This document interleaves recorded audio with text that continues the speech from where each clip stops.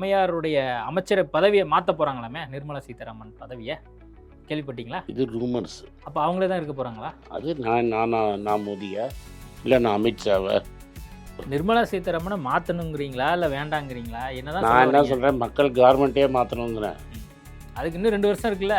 அது வரைக்கும் கட்டப்பட அனுபவிச்சு தான் ஆகணும். காங்கிரஸ் கட்சி போன திமுக கூட்டணியில் நீட்டை பற்றிலாம் எத்தனை போராட்டம் பண்ணியிருக்காங்க? நாங்கள் போராட்டம் பண்ணோம். நேற்று கூட நாங்கள் நீட்டு பேசினோம் சார்.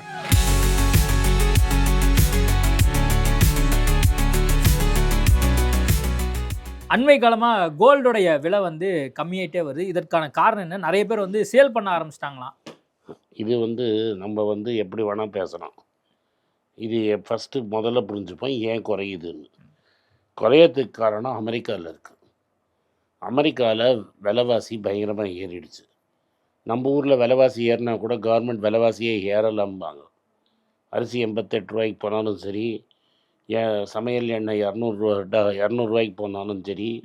ஆனால் எங்கள் வீட்டில் மட்டும் எண்ணெய் கரெக்டாக இருக்குது, அரிசி கரெக்டாக இருக்குதுன்னு சொல்லுவாங்க. அமெரிக்காவில் அப்படி சொல்ல முடியாது. அமெரிக்காவில் 4% மேலே போயிடுச்சுங்கிறாங்க. அப்போ ஃபெட்ரல் ரிசர்வ், அவங்க சென்ட்ரல் பேங்க் வட்டி விகிதத்தை ஏற்றணும். நேற்று ஒரு சுப்ரீம் கோர்ட் ஜட்ஜ்மெண்ட் வந்திருக்கு. பிரசிடெண்ட்டுக்கு பிடிக்காத ஆள் ஃபெட்ரல் ரிசர்வில் இருந்தால் அவரை தூக்க முடியாது, வேலையை விட்டு தூக்க முடியாது.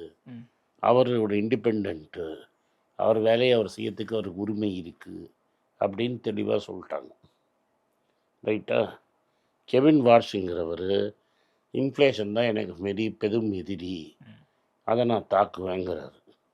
அப்போ அது 4% ஏறணுன்னா வட்டி விகிதத்தை குறைப்பாருன்னு நினச்சாங்க. அமெரிக்காவில் வட்டி விகிதம் ஏறும் அப்படின்னு நினைக்கிறாங்க. அது எல்லா ஊர்லேயுமே இம்பேக்ட் இருக்குது. ஜப்பானில் 40 வருஷம் வரலாறு காணாத அளவுக்கு எண்ணி இறங்கியிருக்கு. அவங்க ஊரில் எக்ஸ்போர்ட் நிறைய இருக்குது, எக்ஸ்போர்ட் பிஸ்னஸ் இருக்குது, அவங்களுக்கு நல்லது. அதனால தங்கம் விலை இறங்கியிருக்கு. உலகத்தில் 5800 வரைக்கும் போன தங்கம் இன்றைக்கி 4000 ரூபாய்க்கு $4000 வந்துடுச்சு. ஸோ இது அந்த விலையை ஏற்றினாங்கன்னா 2 வாட்டி 3600 வரைக்கும் தங்கம் கீழே இறங்கிறதுக்கு சான்ஸ் இருக்குது. இங்கேருந்து ஒரு 10% குறையிறதுக்கு சான்ஸ் இருக்குது. ஆனால் இந்தியாவில் 10% குறையுமா அப்படின்னு நீங்கள் கேள்வி கேட்டிங்கன்னா என்னால் சொல்ல முடியல. ஏன் சொல்ல முடியல? 2 காரணம் இருக்குது. ஒன்று, ரூபா எந்த லெவலில் இருக்கும். இப்போ நம்ம இருக்கிற டாலர்லாம் விற்று ரூபாவை தடுத்து நிறுத்தி இருக்கிறோம் 95. அதே சமயத்தில் இன்னும் டாலர் ஸ்ட்ரென்த்தனாக இது அடித்து 100 ரூபாய்க்கு போயிடும். ஸோ இது எவ்வளோ தூரம் விழுது ரூபாங்கிறது ஒரு கேள்வி. 2வது நடுவில் என்ன பண்ணாருன்னா சடனாக டியூட்டி ஏற்றுறேன்னாரு. இப்போ 2 ரகம் இருக்குது. என்ன மாதிரி ஒரு ரகம் தங்கம் வாங்கி வச்சுருக்கிற பரம்பரையை நான் வாங்கணும்னு இல்லை, எங்கள் பாட்டம் முப்பாட்டங்காலத்துலேயே எங்கள்கிட்ட தங்கம் இருக்கும். நான் சும்மா வீட்டில் படுத்துன்னு இருக்கும்போது சப்போஸ் என்கிட்ட 500 கிராம் இருக்குதுன்னு வச்சுக்கோங்க, எனக்கு 1000 ரூபா விலையை ஏற்றி விட்டு எனக்கு 5 லட்ச ரூபா பேங்க்கில் செக்கு போட்ட மாதிரி ஆச்சு. நான் சந்தோஷமாக வாங்கிக்கணும். 500 கிராம் தங்கம் 1000 ரூபா ஏற்றி விட்டாரு, எனக்கு 5 லட்ச ரூபா கிடச்சிருச்சு. சப்போஸ் ஒருத்தன்ட்ட 1 கிலோ இருந்தால் அவனுக்கு 10 லட்ச ரூபா கிடச்சிருக்கும். இது மாதிரி பணக்காரங்களுக்கு அவனுக்கு ஏற்ற லெவலில் பணம் கொடுத்துருக்கிறார் மோடி. நான் என்ன கேட்குறேன்னா, ஒரு சாமானியன் நம்மளை டேப் பண்ணுற ஒரு கேமராமேனு ஆனஸ்ட்டாக உழைச்சி 5 லட்ச ரூபா எடுத்து வைக்க எவ்வளோ நாள் ஆகும்? அவர் சம்பளத்தெல்லாம் செலவு பண்ணி குடும்பம் நடத்தி 5 லட்ச ரூபா தனியாக எடுத்து கிளி கட்டி எடுத்து வைக்கிறதுக்கு எவ்வளோ நாள் ஆகும்? 8 மாதத்துக்கு மேலே ஆகும். 8 மாதத்தில் ஒரு கேமராமேன் 5 லட்ச ரூபா சம்பாதிச்சிடுவார். வேலை பார்க்குற நிறுவனத்தை பொறுத்து இருக்குது. சரி, இப்போ நான் ஒன்றையே கேட்குறேன், நீங்கள் என்ன வேலை பார்க்குறேன்னு தெரியுது, நீ எவ்வளோ நாள் 5 லட்ச ரூபா தனியாக எடுத்து வைக்க முடியும்? இன்றைக்கி இருக்கிற வேலை ரகசியத்தை சொல்லக்கூடாது சார். பல வருஷங்கள் ஆகும்ல. ஆமாம், ஆகும். நான் அப்படி சொல்லல. நீ என்னைக்குன்னு எக்ஸாக்டாக சம்பளத்தை சொல்ல வேண்டாம். உனக்கு பல வருஷங்கள் ஆகுதுன்னா அவனுக்கு மினிமம் 10 வருஷம் ஆகும். உங்களோட பல வருஷம் உழைப்பை எனக்கு ஓவர் நைட் ஒரே நாளில் கொடுக்குறாருல்ல, இது நல்ல நிர்வாகமாங்கிற ஒரு கேள்வி. அதே மாதிரி திரும்பி டியூட்டி ஏற்றினார்னா எங்களுக்கு தான் நல்லது. இது 2வது பாயிண்ட். 3வது பாயிண்ட், அவர் என்ன சொன்னார்னா மக்கள் தங்கத்தை வாங்கலைன்னு. அப்புறம் பேப்பரில் பார்த்தா 50 டன்னு எப்படி மக்களாக கொண்டு விற்கலை, எங்கேயாவது கொண்டு போய் வட்டிக்கு வச்சுருக்காங்க.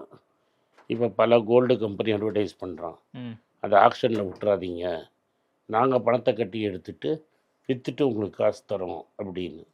அதனால் பணம் மிடில் கிளாஸ் வந்து பணத்தை வந்து கோல்ட் லோன் தான் மேக்ஸிமம் வச்சுருக்காங்க மக்கள். ம். அந்த கோல்ட் லோனை கட்ட முடியாமல் அது ஆக்ஷனுக்கு போனதெல்லாம் நம்ம கொண்டாட முடியுமா? அதுதான் அந்த 50 டன்னா? அந்த 50 டன்னு நீங்கள் வேணால் எடுத்து இல்ல பாருங்க. பணக்காரங்கலாம் வந்து விலை கம்மியாயிட்டே இருக்கு. அதனால நம்ம இப்பயே சேல் பண்ணிருவோம் அப்படின்னு அவங்க அது சேல் பண்றது தான் அந்த கணக்கு இல்லையா? எனக்கு தெரிஞ்சு ஏன்னா இது கொஞ்சம் இன்னொரு இருங்க. தகவல் சொல்றாங்க. ஒரு இது 200 கொஞ்சம் 250 டன் வரைக்கும் இனிமேல் சேல் ஆகறதுக்கு வாய்ப்பு இருக்கு கோல்டு. ஐயா, நான் ஒன்று கேட்குறேன். எனக்கு நிறைய பணக்காரனை தெரியும், உனக்கும் நிறைய பணக்காரனை தெரியும். 2 பேரும் ஒருத்தருக்கு ஒருத்தர் உண்மையை பேசிப்போம். உனக்கு தெரிஞ்ச பணக்காரன் எவனாவது போய் தங்கம் விலை விழுந்துருச்சுன்னு விற்ற கோல்டு செயினை விற்ற ஏதாவது ஒத்தனை காட்டு எனக்கு. நீ ம். ஒத்தனை காட்டு, பாதி மீசி எடுத்துக்கிற. வெறும் இது இருக்கணும், என்னது, பா விலை ஏறிடுச்சுப்பா, பொண்டாட்டி நகையை எடுத்து நான் விற்று பணம் எடுத்துக்கிட்டேன்ப்பா, ம். அவன் ஒருத்தன் சொன்னதை கேளு. நடந்தது என்னன்னா, ஏழைங்களும் மிடில் கிளாஸும் கடன் கட்ட முடியாமல் ஆக்ஷனுக்கு போய் அதை விற்று வாங்கிட்டாங்க. அது யார் வாங்கினாங்க? பணக்காரன் தான் வாங்குறான். எப்போதுமே இந்த அரசாங்கம் வேலை செய்கிறது ஏழைங்கள்ட்டேருந்து பணக்காரங்களுக்கு பணத்தை ட்ரான்ஸ்ஃபர் பண்ணுறது. சரி. ஏன்னா பல பேர் திட்டுறாங்க, நான் வந்து இந்த அரசாங்கத்தை கிரிட்டிசைஸ் பண்ணுறேன்னு. அது நீங்கள் எனக்கு கொடுத்த வேலை, ஒரு அப்போசிஷன் தான் கொடுக்கணும்னு. ம். நான் என்ன கேட்குறேன்னா, நீ எந்த கோவிலில் சாமியை நம்புறியோ அந்த கோவில்லையே 100 கோடிக்கு மேலே காணுங்கிறாங்க. ம். நான் நினைக்கிறது 1000 கோடியாக இருக்கலாம், இன்வெஸ்டிகேஷன் பண்ண தான் தெரியும். 100 கோடிக்கு மேலே காணும்.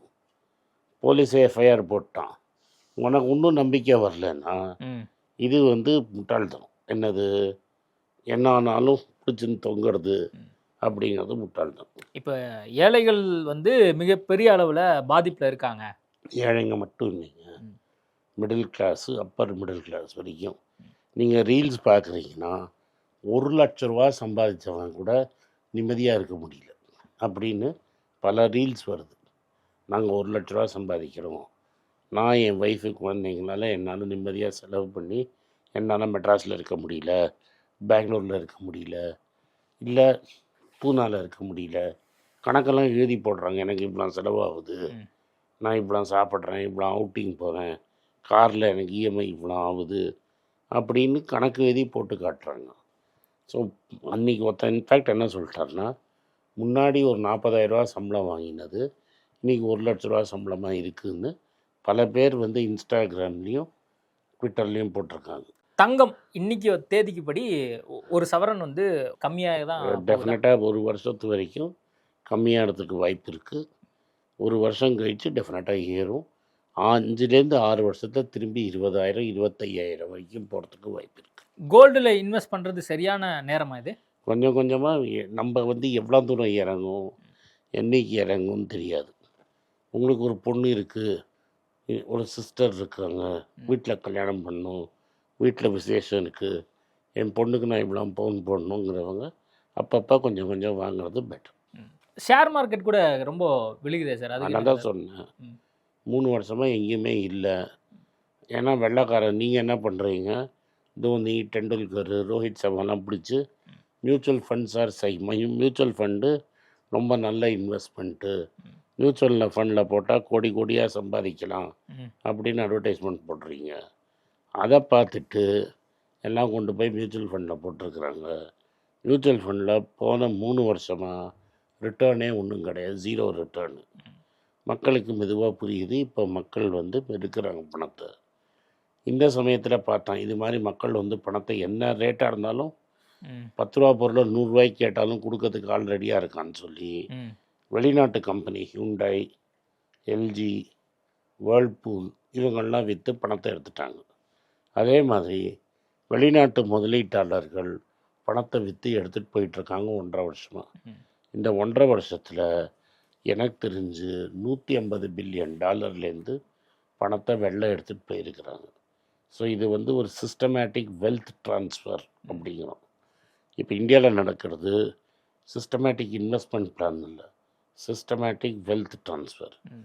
மிடில் கிளாஸ்லேருந்து என் வெள்ளைக்காரன், தட் இஸ் எஃப்ஐஐஇ, அதான் தான் வெள்ளைக்காரன், எஃப்ஐஐஇ ப்ரமோட்டரு அண்ட் ரிச் இன்வெஸ்டருக்கு காசு போயிட்டுருக்கு. இப்போ கம்பெனியே செல்லாத கம்பெனிக்கெல்லாம் ஐபிஓ போட விட்டு அவனெல்லாம் காசு எடுக்க விடுறது.